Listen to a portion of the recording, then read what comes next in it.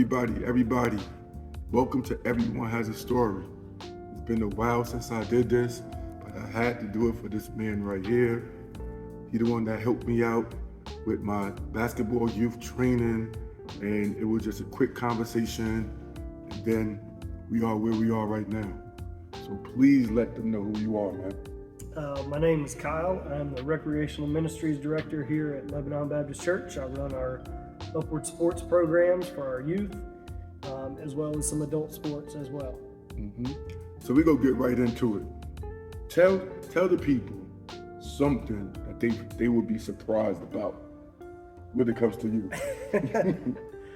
Oh man, surprised about when it comes to me. How truthful can I be? It's your truth, man. I guess if I was going to say a bad thing, probably that I have seen the inside of a jail cell. Have you? Yep. So that is one bad truth about me that many people might be surprised at. A good truth would be probably maybe that I went to college for golf. You did mention that. Yep. What type of kid were you? Man, I'd say pretty good kid. I mean, pretty normal childhood. You know, grew up right here near our church, near Lebanon Baptist Church, not probably 200 yards from here, for most of my life. And, you know, just a normal childhood. Parents went to church every Sunday, every Wednesday, every Sunday night, whenever church was open. You know, we were there, but yeah, I mean, just, you know, normal stuff, playing outside, playing sports, things like that. So what was it an instance like when you fell in love with sports? I can't remember like an exact moment, but I always remember organizing sports in my front yard. Really? Yeah, I mean, even as a kid, wow. You know, I'd try to get all the neighborhood kids together and play football or play baseball or basketball. I mean, I don't remember how old I was, but, you know, probably fourth, fifth grade, you know, just started you know, because we didn't have phones and video game systems and all that stuff. Right. Back then, I mean, so we had to be outside, had to play if we wanted to do anything. So yeah, I mean, that's probably, and just truly started loving it then. I mean, basketball, soccer, baseball, you know, golf, it didn't matter. Whatever season it was, you know, I was playing. So. Oh, that's awesome, man. Yep. So God was already training you. You didn't even know it. I know, I didn't even know it then, you know, and my sister would tell you now, like, I completely see you in the job that you're in right now, because that's what you used to do when we were growing up. You know? Okay, since you bring your sister up, what type of relationship did y'all have growing up? Probably a typical brother and sister relationship, you know. Who's older? I am. I'm the oldest. She was the favorite. I was the oldest. So I was the troublemaker. She was the good girl. You know, so I mean, it was typical. We fought a lot, played together a lot. But probably when I was, you know, probably around a junior or senior in high school, I think we started really getting close to each other. Knew we could trust each other with stuff, and you know, and now we have a great relationship. I was just talking to her before I came over here, so nice. Talk to her all the time, see her all the time. Yeah. And she seemed like a nice lady. I saw at the when we were doing the draft and stuff. Yep, and she helps me out here, you know, willingly, sometimes begrudgingly, sometimes. Right. You know, she's there when I need her help, and she loves basketball. Her 2 kids and her husband loves basketball. Yeah. So, it's nice. Yeah, so we got a good relationship when it comes to that stuff. We used to go to Carolina games all the time together. I know you ain't a Carolina man, but when she went to Carolina, I used to come up. Oh, she went there? I used to go up and visit with her, and we'd go to games and stuff like that, yeah, so. Okay. So let's get into your wife now. Okay. How did y'all meet? How did we meet? We met at a bar. Met at a bar. We met at a bar in November of 2007. We moved in together in January of 2008, and then we found out we were pregnant about 2 weeks after that. So after y'all moved in, After we moved in together, yeah. So between November and sometime in mid-January, we had met, moved in, and found out we were having a child together. that Obviously, happened fast. it did. Yeah, it did. It Did it seem rushed? Oh yeah, for sure. Oh, yeah? And it was not a good foundation, you know, that we had laid there. So, but yeah, that's how we met, and we ended up finally, after a summer of, you know, do we try to make this work? Do we just have a kid together and go our separate ways? We finally decided that, you know, we felt like the right thing to do and what we both wanted to do was to get married. So we got married in October of 2008. So less than a year after we met, we got married 2 weeks before our daughter was born, Kayla. So tell me a little bit about the pros and cons of your marriage. I know at one point you was telling me, at one point it was rocky. Yeah. I mean, like I said, like, you know, our marriage didn't start out on the greatest foundation. I mean, obviously met in a bar. We were both, you know, living a lifestyle of partying and drinking a lot and hanging out. I wouldn't say either one of us were very responsible, you know. We were just living that kind of lifestyle. And so when we met in that lifestyle and then continued that lifestyle, it just didn't make for a good start, you know, to a marriage. And so, you know, really the first probably 5 or 6 years of our marriage just wasn't very good. Really? You know, we both were from a Christian background, and we both knew what we should be doing. You know, we should be in church and serving and, you know, modeling a Christian relationship, but we weren't doing any of those things. I mean, we may go to church every now and then. We actually started coming here to Lebanon in 2008, and you know, but it was all based on when we had time or the opportunity, we would go out and party and drink, and you know, that really was kind of the foundation of our lifestyle for, you know, our marriage for so long. You know. Yeah, I did a lot of drinking. We did.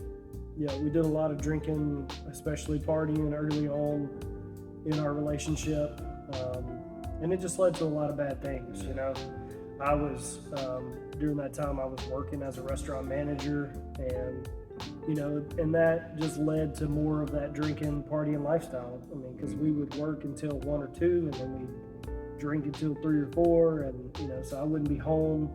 She'd be home with a baby, you know, and I'd just be out doing whatever I wanted to do. And so, yeah, I mean, it led to a lot of strain, you know, in our first 5 years of marriage. What changed? I guess God. I mean, God didn't change, but God changed Right. us. There come to a point where our relationship got so bad that she took our kids. At that time, we'd had our second child, Noah. She took both of them, and she left me when she had just had enough. You know, our relationship was so bad. My priorities were in so many different places other than her and our kids. You know, that she decided that, you know, there wasn't nothing left there for her. And so she left. I'll never forget it. August 29th, 2013. She took both the kids and she left. We were on family vacation with my family at Myrtle Beach, and when she pulled out of the driveway, you know, I just felt the burden of God telling me, like, this is your life if you don't change what you're doing, you know. And that day, in that moment, I dropped to my knees and I just told God, like, I'll do whatever you want me to do. You know, I'll change my life. I'll follow you. You know, my answer is yes to whatever you say. Just give me my kids back, right? Give me my wife back. Give me my kids back. Give me my family back, and I'll do whatever you want me to do. So that's what ultimately changed everything, you know, for us. Okay. So when, at what point, because we're going to get to your kids in a second, at what point did you get into Lebanon when you were actually committed? Yeah, so it was probably not long after that, you know, 2013, we really committed to each other that, you know, if we were going to work, if our marriage was going to work, we had to follow God. and we had started coming here in 2008.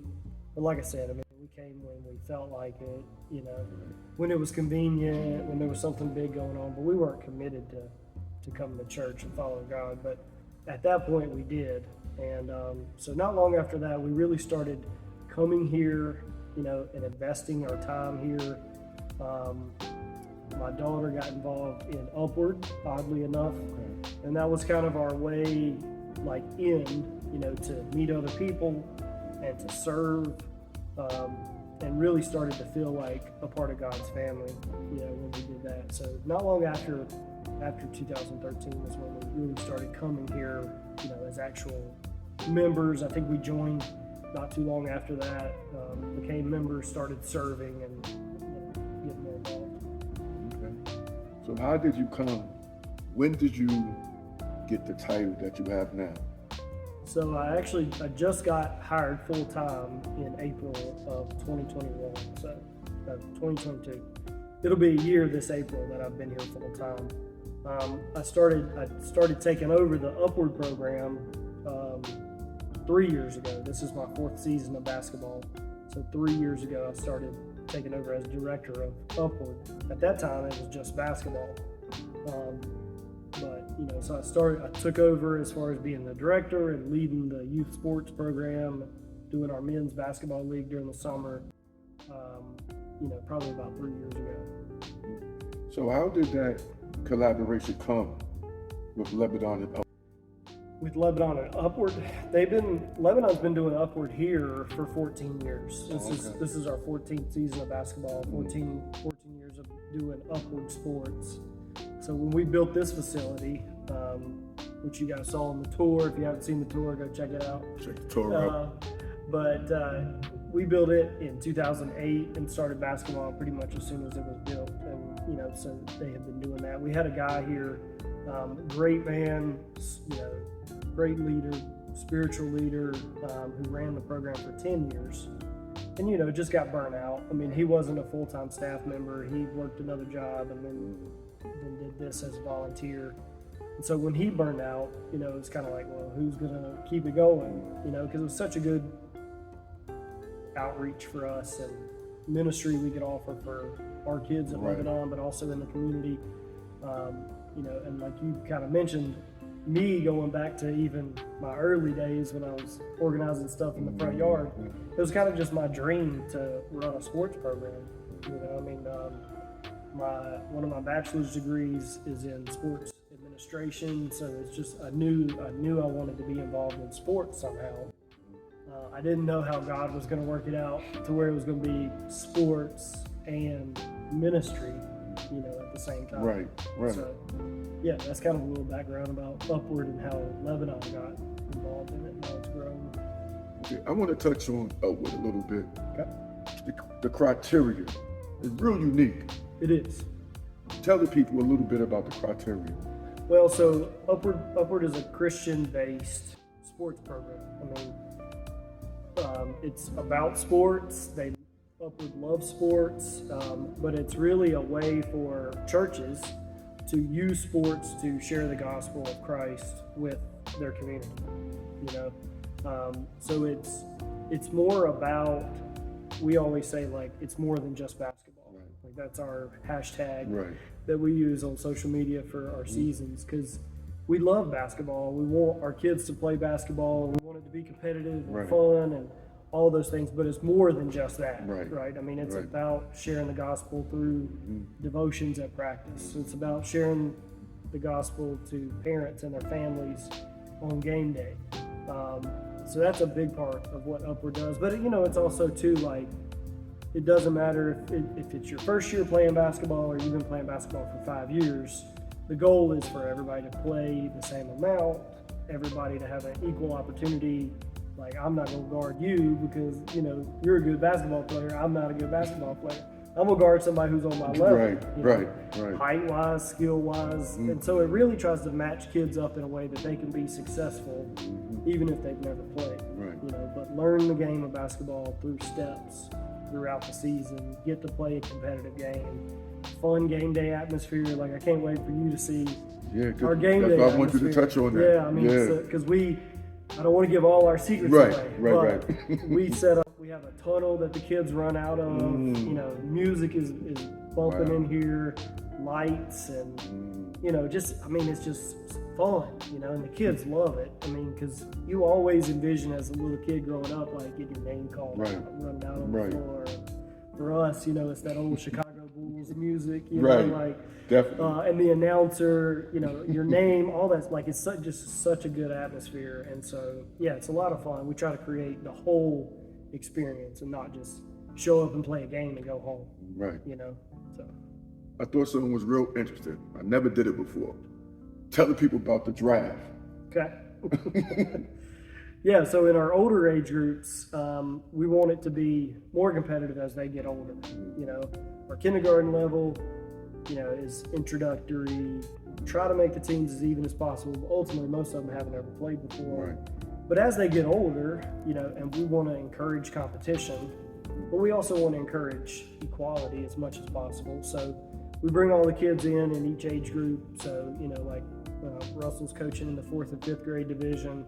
So all the 4th and 5th graders came in, and the coaches had the opportunity to watch them go through drills, watch them play some scrimmage games, and then we took all the coaches in the draft room, you know, after evaluations, and we sat down and drafted all the kids, you know.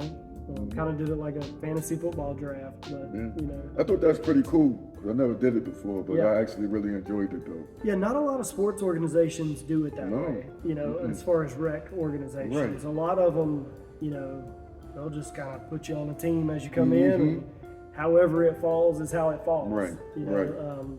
And it's not perfect. I mean, we'll still have a coach who didn't draft very good, and they'll get, you know, it won't be a great season for them. You know, and we'll have coaches who have drafted well and, you know, and go undefeated, or, you know. But ultimately, we'd love for every game to be like a 1-point game and a shot at the buzzer. I mean, that creates the most excitement, you know, for everybody. So we feel like the draft gives us the best opportunity for that as we get later, you know, in the kids' careers. Oh, you coaching? Yep, I do.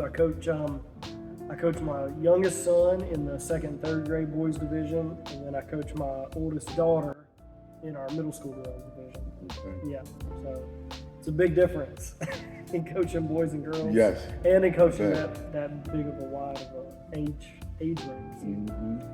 So, give me the personality of your kids. Okay. Kayla is our oldest. She's 14. She's in 8th grade. She'd probably kill me if she saw the video, but I mean, she is a typical teenager. You know, most of her time is spent in her room by herself. She likes her time, you know, and she's a daddy's girl, though. You know, I love that part about our relationship. Okay.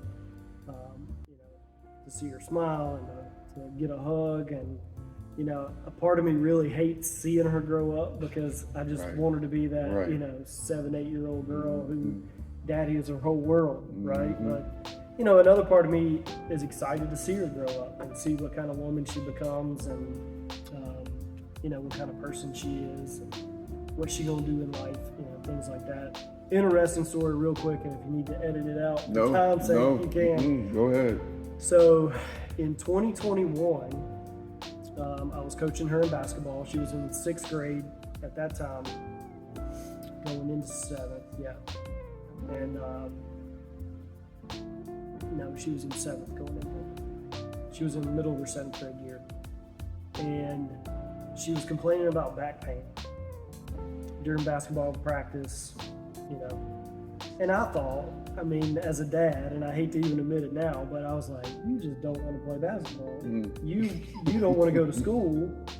You're just, you know, you're just coming up with excuses. Right. And so, you know, I wasn't all that sympathetic to her in the beginning, but ultimately it got bad enough my wife decided she was going to take her to the chiropractor. Well, she took her to the chiropractor. The chiropractor didn't even examine her, really. He looked at her and said, she has scoliosis. Really? And she has it bad. You need to go see an orthopedic surgeon. So we did, made that appointment, went through appointments and MRIs and all that stuff. Well, come to find out, she also had a brain condition from birth that caused the scoliosis. Really?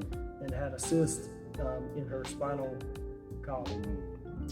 And so in April of 2021, she had a brain surgery to repair that, had a piece of her skull removed to give her spine space so that cyst could get out of there. And then later that year, in November, she had spinal fusion surgery where she had 2 titanium rods put in, and I can't remember how many screws, 20 or 30 screws put in her back. And so that was a scary year for us with her. Right. And she went through a lot that year, especially as a teenager. Right. Going through all that. So that was a crazy year, but I got to see really how strong she was and how resilient she was. She came back and played basketball last year after those 2 surgeries. And it's just incredible. I never would have thought that. And if you see her now, you wouldn't know anything had ever happened. I mean, it's a miracle. It's incredible what God did through that. So anyway, don't mean to spend too much time on her, but I did want to say that because, I get a lot of strength from her and things that she went That's through. important right there. Yeah, for sure. And so she's our oldest. She's playing basketball again this year. She loves basketball, and so that's a joy to get to coach her and watch her do that. And then our middle son is Noah. He's our super creative, draw, artistic. Oh, yeah? Yeah, video game minded as far as I could see him designing one and, things like that. I mean, that's his, kind of personality, but he's also he loves sports, plays almost every sport, but I can't get to play him, can't get him to play in upward, can't get him to play on a team. He just, for whatever reason, his personality, he's like, I don't need to play on a team. I just like playing basketball. I just like playing soccer in the yard. Or whatever. So yeah, but that's really cool. We've really had a great year together. I'm homeschooling him and Kayla, and so we've gotten to spend a lot of time together, through that. So that's a blessing. And then our youngest is Kian. He's 8, and he is into everything. He's our Tasmanian devil, plays every sport, played football last year, playing basketball, soccer, baseball, whatever, it doesn't matter. He's all boy all the time. So that's our 3, and they're different personalities. Okay. Now, you are a learner, right? What possessed you to learn? I always hated school. Ironic, huh? Yeah, I always hated school growing up. I mean, even through high school, I wasn't, I didn't like it. I didn't like doing it. What I was in high school for was sports and girls. I wasn't in high school to learn anything, that I knew of. But, probably, I think my 11th grade year, I got in a class, U.S. history class, with a teacher. And they always say, the subject you're going to fall in love with is the one that you have the best teacher in. Right. The teacher you connect with the most is the subject you're going to fall in love with and probably go on to do, as your career. And it's kind of what happened with me, just when I got in that class, his class, and learned from him and his teaching style and the material and all that stuff, I just fell in love with it. And then, so throughout college, really kind of just dug deeper into that, and now, I read all the time. I read as much as I possibly can. I have 2 bachelor's degrees. One is in history, which was what that class was. The other's in sports administration, which I mentioned, and then I just graduated in May with my master's degree in ministry. Okay. Now, there's 500 kids. 528 as of today. It went up. Yeah, it did. Tell me how the balance of that goes, man. That's a lot. It is a lot. It's and I mentioned the guy who ran the program for 10 years and did a great job, and he's a really good friend of mine. We teach a Sunday school class together. And did a really good job with the program. but the most that he ever had was like 400 kids. And that was just 1 year. And most of the time, average-wise, they were running 275 to 300 during a year. And I don't say any of that to say I'm doing anything, better.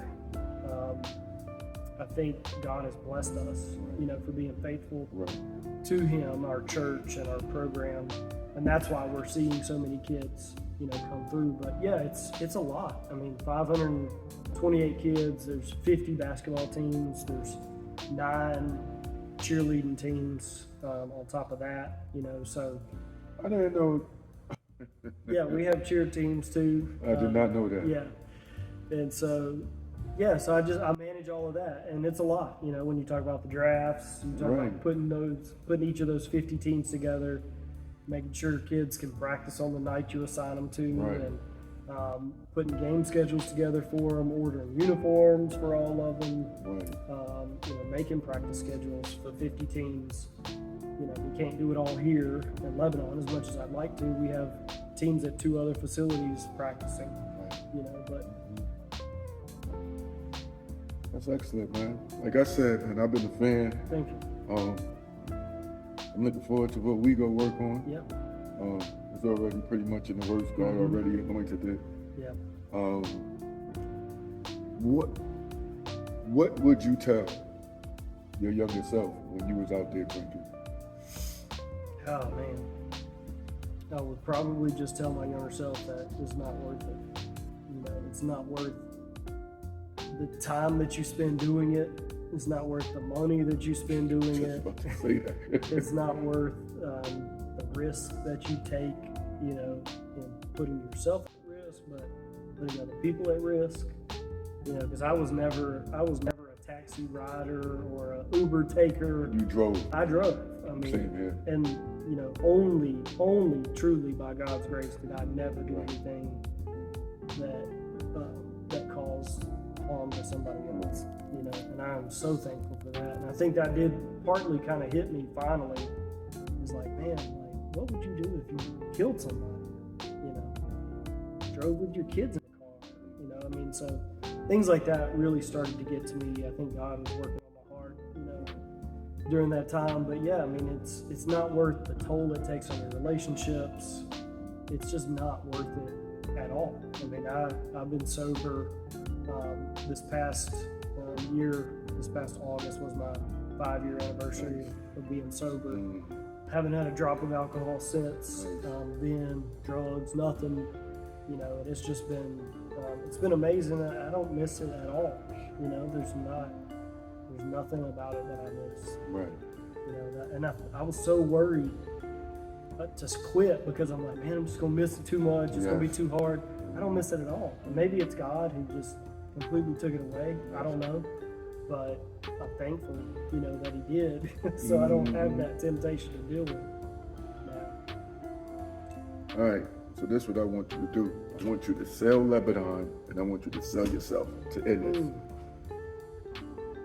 Man, Lebanon is just, it is such an amazing place that's like a family.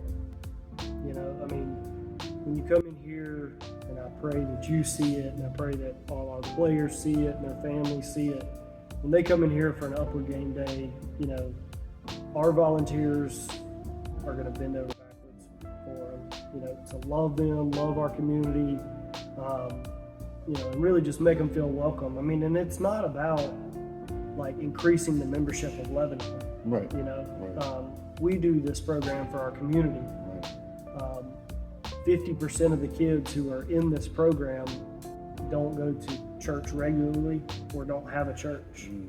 And that's who we want to speak to, and we want to make it a great experience for everybody, even the ones who do go to church somewhere. Right. We're not trying to steal people from other churches to come here. Right. We just want people to know Jesus, Right. And have a relationship with Him and have a relationship with God, and get in a local church, whether it's here or somewhere else, But I think that's what's so great about Lebanon is, we want to be a light for our community. We want people to see our church and think, yeah, man, we can go there for sports. We can go there for community events. Right. And we can go there for church. Right. And we're not going to be judged. We're not going to be shunned, Mm-hmm. you know, anything like that. And also, I want it to be, and I think we do, we're a light in the community in the way that people don't look at us and think, oh, they just think they're better than us, you know, because I really don't feel like we do. No. You know, I mean, Y'all don't. we are just, like, I have stories that I could tell you that you would look at me and be like, you're a pastor? Like, there ain't no way you're a pastor. Right. But I am, because that's who God calls to do his work. Right. You know, he don't call perfect people No, he don't. to do his work. I think that's where people get it confused. It is, absolutely is. I mean, you look at people from Scripture like David and like Paul and like Peter, and the list could just go Yes. on, but they weren't perfect people, you know, and they didn't live perfect lives, and none of us do either. You know, I mean, we mess up all the time. If you interviewed my wife, she would tell you I mess up all the time. My kids, I have to apologize to them all the time. You know, I mean, I had a drinking problem for so many years, and you know, but that's really what I feel like the fabric of our church is. You know, it's just that we're just regular people that God has called to help share his message. There you go. You know? I could definitely appreciate that, man. So, man, before we get up out of here, would you like to add anything else? Man, I would, you know, to dads or husbands or just men, you know, in general, I think I would just say, you know, turn to God to find your purpose, where I get my purpose from. You know, I wanted to build the purpose of my own choosing. You know, I wanted to make money and have the biggest house and have the nicest clothes and shoes and cars, and you know, like I wanted that for myself, but I didn't really go to God to try to figure out what his purpose was for me. And it wasn't until I did that, you know, I really felt satisfied and content, you know, with myself. You know, so I would say that to the men, and that in turn has an impact on the kind of dad you are, the kind of husband you are, the kind of friend you are. You know, until you can find that relationship with God, you know, I don't think you can truly be the man even that you want to be. Yeah. You know, you want to be a certain type of man, but I don't think you can without that relationship. Yeah. You need that relationship. Mm-hmm. Listen, man, like I said, I appreciate you, brother. I appreciate you. And this is the thing about Kyle, man. I've been looking around for gyms, and something told me to hit him up because I inquired about the men's league. Mm-hmm. So something just told me, I probably emailed you like 8 o'clock a.m. We was on the phone at 10 a.m. Yep. And just like that, you know, you welcomed me in. Yep. And I'm extremely grateful. Thank you. You know, and to let you know that this is God's doing, I was born in Lebanon Hospital. Man. Yep. You You got it know? all planned out. He already had it. And I'm looking forward to it, man. Yeah. Thank y'all for tuning in to Everyone Has a Story. I pray I get some insight from Kyle.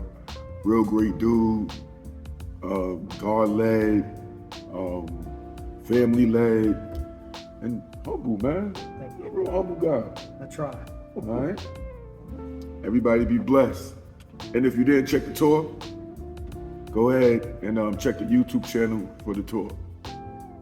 See y'all later. Lebanon Baptist Church.